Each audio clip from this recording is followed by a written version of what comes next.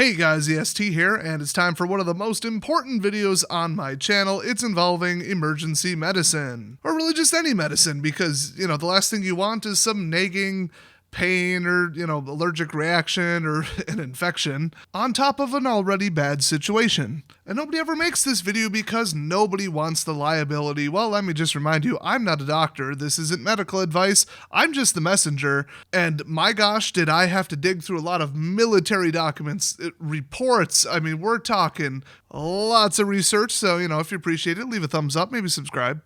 But definitely for future reference, bookmark this video. But that would require an internet connection. I completely give you permission to download this video. In fact, I have removed all protections from it, so any downloader service will be able to do it. Watch out, most of them are sketchy. Just drop a copy of this MP4 on your phone, and there you go. Now you got the info offline. So let me just go over the super general guidelines. For sanitation, you got your hydrogen peroxide, which is very, very stable, but can break down into fairly mundane stuff. You got your rubbing alcohol, both, disinfectants. That one, it would have to get awfully hot to break down. Like we're talking like 600 degrees or something like that. But ultraviolet light will pick it apart. Most alcohol compounds will turn into vinegar. I'm not sure if that applies to isopropyl actually, but I know that it will get generally ruined. So watch out for that, but you should be able to smell it. But let me just undercut all that right now. Iodine. Why don't you have iodine? Get it in a glass bottle, not a plastic bottle. Those plastic bottles, you get some Walmart iodine, you're looking at like 2-3 years before the bottle can break down and start leaking. Not to mention just put plastics into the liquid. So it is one of the few liquids where, especially if you get high purity iodine, that it just won't break down because iodine is simply an atomic element. There is nothing more to break down. It is stable just about forever. In advanced cooling systems, people can put drops of iodine in it to keep it from growing algae and all kinds of nasty bacteria. Think about what a vial of it will do in glass with like a non-rubber stopper. With a true seal on it. Kind of hard to find. You usually got to special order it on the internet, but that would be my go-to disinfectant. But let's talk about liquids. Let's say you got any kind of liquid drug because, usually it's like kid-friendly in case they can't swallow a pill or whatever. That stuff, I wouldn't touch it like a day past the expiration. They say put it in the fridge, that'll help, but like the liquid is so susceptible to anaerobic bacteria and all kinds of other nastiness. And yeah, don't even buy them in the first place, really. And if you're just like, oh, well, my kids can't swallow pills, so I got kids liquid, acetaminophen, paracetamol, whatever you want to call it. Going to try to avoid brand names. Yeah, don't trust it. And this goes for liquid eye drops. Those are like, watch those. They can grow bacteria, and the whole point is that they're unsealed. That's some bad stuff. Nasal sprays, that stuff goes real bad real quick. So really any kind of liquid, watch out for it, except for literally like liquid disinfectant in which it would be very hard for a pathogen to grow. Now, as far as pills, here's the little secret, okay? It's not drug companies wanting to scare you into like ditching your drugs early and buying more. I'm sure that's a happy little accident, as Bob Ross would put it. But it's because they just don't test their tablets out further than that most of the time. Where would be the money in that? They usually test them out to 3 years max. And then why would you do more? You'd have to double up. So, for to get to 6 years, you'd have to, test one at a month, test one at a month, test one at a month. What's the point? Like all they'd be doing is losing themselves money. 3 years is perfectly reasonable. And some people are going to see the expiration, see that it's distinctly past it, and probably rebuy. So there is absolutely no upside to testing it further than that, which is why third-party colleges in long-term studies and the military was interested, because the military doesn't want to keep buying stuff and replacing it unless they absolutely have to. So I put together every study I could possibly find. I'm not really going to cite my sources. AMA from 2012. We got some stuff from 2019. I got a document from 2006. From Wiley InterScience. Just trust me, I did my research. If you don't believe me, go do your own research. Just at this point, after being on YouTube for 11 years, I think you can trust me. So tablet form. Usually the bigger the tablet, the more you have to worry. That's just general because it has more packing material, kind of. And it's the packing material that can go bad because it's usually like a food, basically. It's something digestible. I forget what compounds they all are and it's different, but just generally remember that it's not the medicine you have to worry about most of the time. It's the actual pill. Now, if you absolutely had to, grind it up, cut it, whatever, and then give it a sniff, If it smells rotten, rancid, or a little bit off, most pills should smell like absolutely nothing. If it smells like rotting sugar, that's because it's probably rotting sugar. Oh, and don't get chewables. My God, that is so much worse. Don't even touch those. But just a regular packed in, small, nice, compact pill in a sealed bottle. If the bottle is unsealed, you'd be lucky to have it go to the expiration date, because then it's susceptible to a slow leak of even more oxygen, which destroys everything usually, and potential humidity, all kinds of contaminants. I mean, it's bad. You aren't getting 10 years though to something that you already opened. Now, I've taken some sketchy stuff just because I'm lazy. I'm like, I could run 6 months past. It's only a year. We'll see what it does. You know, it smells fine, looks fine. No discoloration, no smell. It was in a cold, temperature controlled, dark cabinet. But one time I got pretty sick from multivitamins. Whole bunch of stuff, giant pill, lots of packing. They looked a little off when I looked at them, but I just popped them because I'm like, whatever. I kind of was just like feeling bad that week, and I took one and I felt way worse. Went and got some like generic Centrum off the shelf, and after grabbing it for one day, my diet was really bad back then. It was a budget thing. I just moved out to an apartment. I wasn't too keen on cooking, and you know how it goes. And within days, I felt instantly better, but that stuff had really upset my stomach. There was something in there that made its exit real quick. Wasn't full-blown dysentery, but my body was very unhappy with something in there. I think it was pretty mild. If it was absolutely vile levels of rancid, I probably would have tasted it or smelled it. I think it was just starting to go, or some of the many different molecules in there, many vitamin molecules, which are pretty unstable. Probably not the minerals, because they're minerals, they're stable everywhere. Something in there broke down, and my thinking is it's probably the very, very surface of the pill packaging. Other than that, I've never gotten sick from expired stuff. Now, I don't make a habit of taking it, but sometimes I just don't even look. I'm like, it's fine. It's just almost always fine. The worst you can usually get, typically, is it loses potency, because they're very complex molecules that do very particular things, and then they're meant to break down in your body. That's the whole point. Now, not from heat, not by digestion, but usually by like your liver or your kidneys or something like that. But they're not always the most stable thing no matter what. They're even more susceptible to ultraviolet light and that kind of stuff, which is why pill bottles are very, nearly 100% opaque. And they've usually got adhesive with Mylar on top for the seal, and then just the thickest plastic they can get, for obviously crush-proof reasons, and then also to keep any kind of oxygen leakage or oxygen seepage into the bottle, and any kind of water. Which is why you should never store medication in a bathroom, because you get the humidity from your shower. Not to mention the heat swings. Now, any medication across the board, pretty much 77 degrees is what I heard, and then optimal is below 60, but above freezing. Usually 55 to 60, definitely below 77. So room temperature. So if you got them in your car, surprise, your car could actually hit about 130 to 160 degrees in the summer, believe it or not. So that's the only place where I'm real high rotation on that stuff, I take a 2-day dose of Benadryl and maybe a little bit of painkillers in there, and that's it. And I swap them out every month or two, really. I usually date them myself with a Sharpie, because it's just that dangerous. So extreme temperatures, water, and heat keep them away. You're pretty much good to go on all those with just a normal sealed pill bottle, so just don't unseal it. So visual, smell, probably your pills are good. That said, it very much depends on what the molecule is. So what the medication is. So I've got a little bit of a list compiled here. Let's start with my favorite antibiotics. Usually they'll say a year. But see, their prescription, why would they say they're good for 5 years? If you were prescribed them, you're supposed to take them immediately. So this is the controversial one. I've got the military saying 15, 20 years. I've got people saying 1. I've got people saying 2 years. I got mine from Jace Medical, full disclosure, channel sponsor. And they have an expiration date listed on them, and they stop just short of telling you to outright ignore it. They cite some things about military studies, and it's the more optimal ones that make them look good, but let's just say for that many hundreds of dollars, I'm not replacing them yearly. But here is the mistake people make. They take antibiotics, the infection, the swelling, the redness, the itching, it all goes down, and they go, well, why take the rest? I'll save them. So if there's 100 billion bacterial cells in your body, and the pills are capable of killing off double that, but you got to keep hitting them because it'll kill 90%, 90%, 90%, 90%.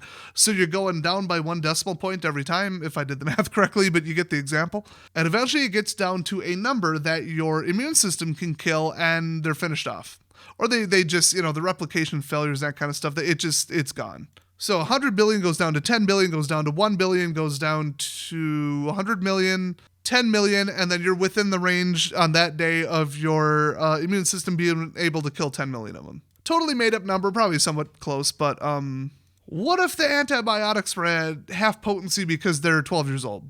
Well, now, that's the same problem as if you stop taking the antibiotics, where you're like, well, the infection went down, the swelling went down, it's almost better, and you leave 50 billion alive. Well, your immune system can't kill that. The molecule that's killing them stopped because you stopped taking it.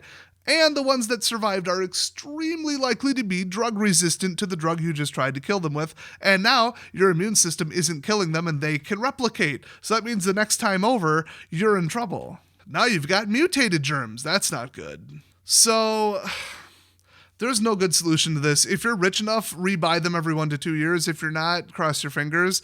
But just know that you might have to I can't even say double the dose because that's actually really dangerous. Then you'd have half of the outlay that you need. So just take them as prescribed and get lots of sleep, drink lots of water, and do normal immune stuff. Vitamin C, maybe some zinc, whatever. Keep up your diet, don't starve, just normal health stuff to make your immune system operate like normal. Once again, not medical advice.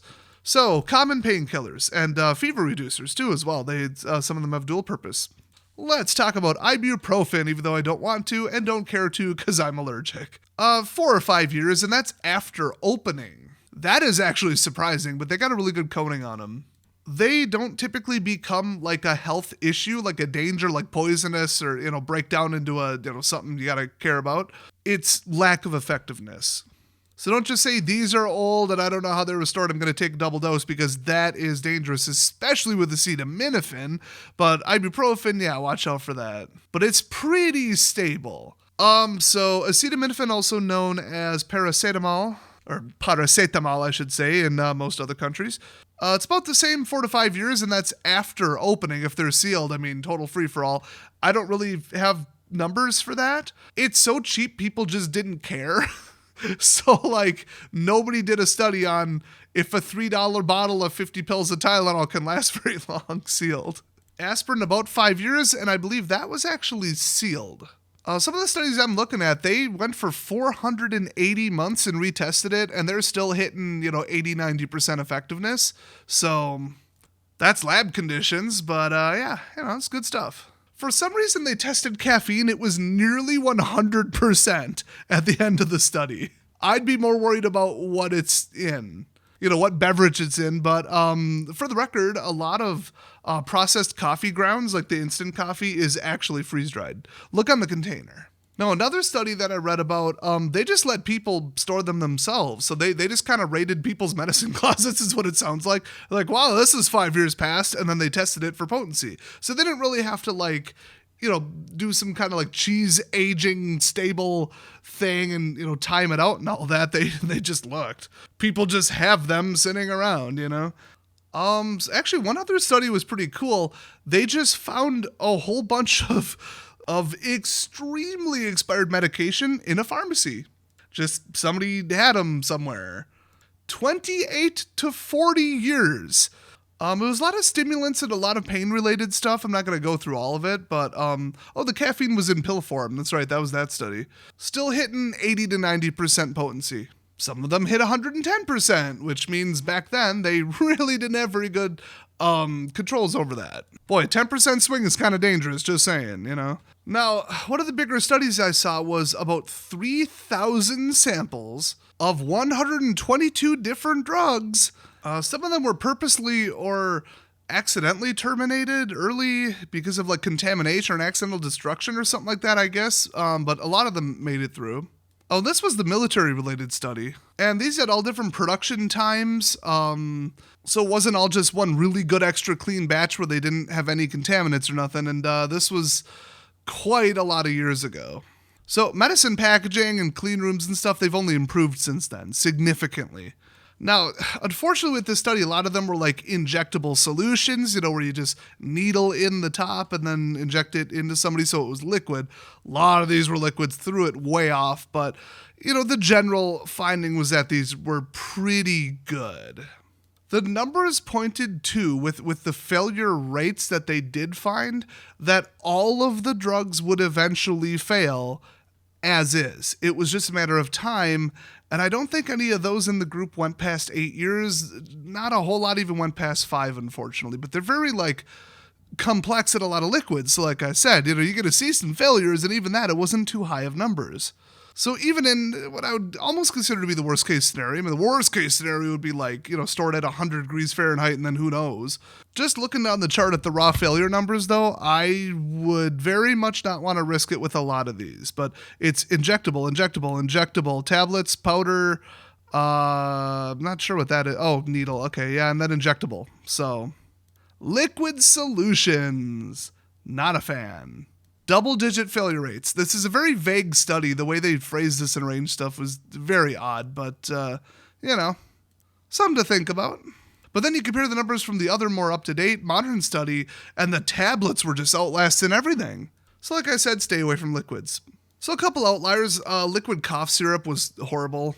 Really any kind of cough syrup, because how else would you get it? Even a lozenge, that's sugar, and yeah. Really, if you think about it, what medication would you actually need besides medication that you personally need? Which is why I'm not getting too specific and just going to read off a bunch of stuff you don't care about. It would be painkillers, fever reducers, antibiotics, antihistamine in case of an allergic reaction, and I guess sleep aids, but diphenhydramine does both. And melatonin, that's a hormone. It's kind of designed to break down, and yeah. That one, I just saw some vague numbers and some not very well cited studies, and it was just all over the place. A lot of people called it kind of dangerous and unpredictable. And that was just sleep aids in general, but I assume they said OTC sleep aids. There's not that many of them. Really want to conk out, the little pink pills, that'll do it. and then you also won't have allergies. It is actually medically approved for use as a sleep aid, in case you think I'm just, playing backyard prescriptionist here. Also, this is not medical advice and I'm not a doctor. Really can't stress that enough. So let's talk about diphenhydramine. A lot of people are saying 15 years. That stuff is indestructible. There is a reason that they sell, I believe the highest I've seen is a 600 pack of them at either Costco or Sam's Club. Heck, you can get them in bulk on eBay. Usually not packaged very well. I will throw that out. You're gonna want to pay a little extra for that, for the bottle. You'll just get a loose plastic bag of it, or maybe Mylar or something, and then who knows what temperature it hit while it was shipping and stuff. Just buy it off the shelf. So those things are packaged in a clean room. And when I say clean room, I have a friend that used to work in one. It is like NASA in there. There's all kinds of lights you gotta suit up. It takes 15, 20, 30 minutes. Even the plants that grow the molecule that you need to make acetaminophen, for example, they're in special soil. They got these crazy levels of UV. They test everything. And then they're put inside of the plastic, and then they're just sealed with Mylar over it. And it's really, really hard to get those pill things open when they're individually wrapped, but that's kind of what you want. You really don't want to pop open a 300 bottle of something and then, I closed it back up and darn well it's not sealed airtight or watertight. And then you've got a ticking time bomb potentially. And heat plus new oxygen, you're going to have a problem. A lot of the pill bottles are packed with desiccant, which is just, it absorbs water. Gets it down to a humidity level so low you can't even really measure it. But you open it, fresh humidity every time. So it's a better way to store large amounts of something, but if you don't think you'd reasonably need a large amount, then go for a bottle, multiple small bottles. So I just like the dollar stores because for, now $1.25, thanks Biden, you can get just, a little 12 pack of something, a little 15 bottle of painkillers, I've even seen higher, and they're pretty good. A lot of them are clear. I don't like that, but, keep them out of UV light. But man, I'm telling you, in today's technology, the air in there is so clean, it is ridiculous. So until you break that seal, they're going even longer than any of these studies. Generally. So yeah, the diphenhydramine test was fairly recent. I mean, obviously 15 or more years ago, late 90s if I recall. Not really important, but they've only improved from there, and even then they said it's very, very stable out to 15 plus years in tablet form. Now here's the one that's controversial because I still can't find an authoritative source on this. This is insane. Anti-diarrhea medicine. Okay, I had either E. coli or salmonella, not sure which. I ordered the chicken, but who knows? So you can imagine how that went. It was horrible. 6 days of fever, shivers, just no sleep. Oh, not to mention it just trips to the bathroom. Obviously couldn't eat anything. It was unbelievable.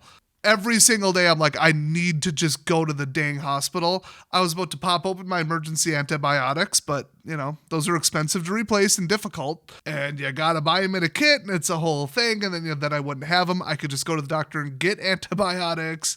But it was, you know, short on money back then, and we just kind of toughed it out. But I'm like, it is like day 3 of this. Okay, people die from this. It was a really, really bad time, especially since I only took 1 day off of work and then worked from home the rest of the time. So last I checked, which is 20 some years ago, the number one technical cause of death at the end of the day of people in third world countries, but really just in the world total, is diarrhea, specifically dehydration from it because your body just cannot hold on to water. Everything's running through you.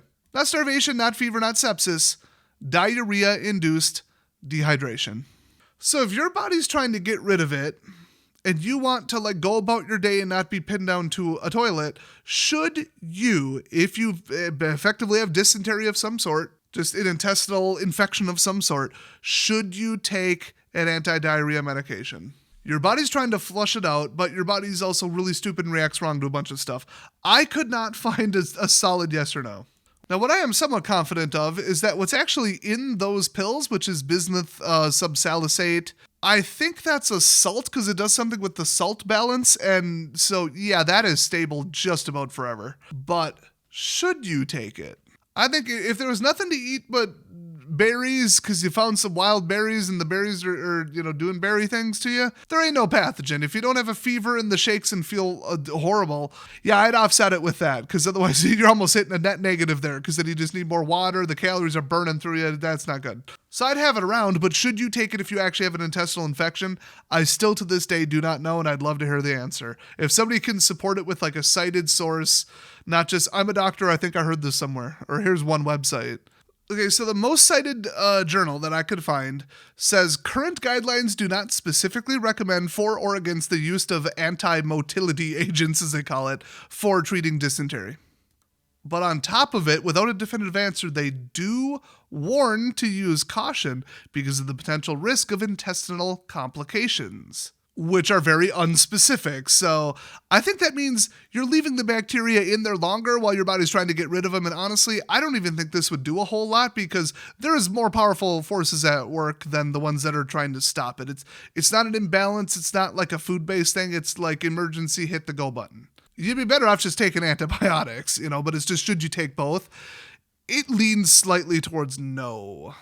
And then I found another study from another medical publication that said, oh no, we actually did some studies and we had mostly positive effects instead of negative ones with and without antibiotics for just TD, traveler's diarrhea, fairly light bacteria that's just in the ground, in the air around, and everybody who lives around in the area is already immune to it, that kind of stuff. So one paper was like, okay, wink, wink, nod, nod, trust me, it could do some damage, we don't know. And then another, actually several papers were saying, oh no, we did actual trials and we didn't find comorbidities go up with this. There weren't, quote, severe complications. So jury's still out. Me, I probably would take it. If you're wondering, I did. Quite a lot of it. Would it have been less than 6 days if I didn't? Don't know. But remember, all the studies cited that said, no, it's fine, was traveler's diarrhea, not E. coli or salmonella. They are so much more aggressive and so much more dangerous. And that was the more commonly cited one in the ones where they were saying, well, we don't know. Because it's already so bad.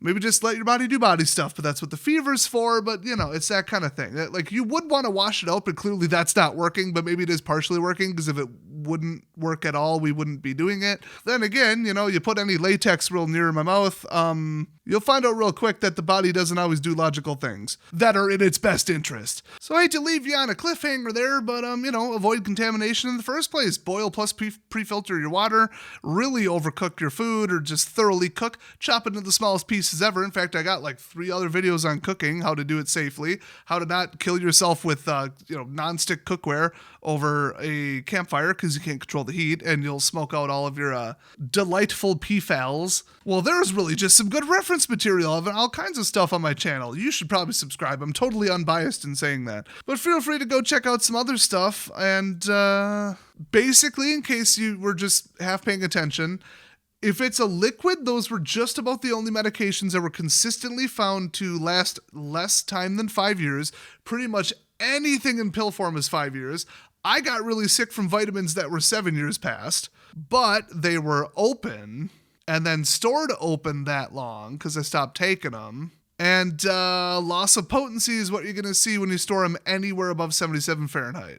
And if you want to know about one specific thing, you could try Googling it. It's pretty hard to find exact stuff because, nobody wants the liability of touching it. It's usually medical journals because it's really hard to sue them. It's literally carried out by people in labs with really good equipment. So, it's peer reviewed and that kind of stuff. Nobody would even bother. And it's purely educational and presented as here's our results, but don't necessarily do this. It's just our results.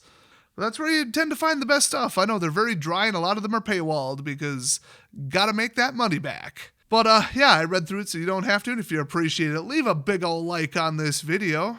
I guess, what the heck, Jase Medical, if you want to check them out, my link is in the description. I'll give you, I think, about $10 off with my coupon code, and I got my pack, and I'm real happy because I was within a day of having to take it. Well, having to, I just went to the dang doctor, but imagine if that happened when I couldn't go to the doctor because there were no doctors because I was far away or something happened. Oh boy. The stress level would go up, and stress destroys your immune system. So I could have died from that. Really hits home when people are they tend to say, oh, it's this many hundreds of dollars, which it's actually way cheaper than you think. Seriously, go to the website. It is way lower. It's half the price of what I thought it was. Okay, let's put it that way.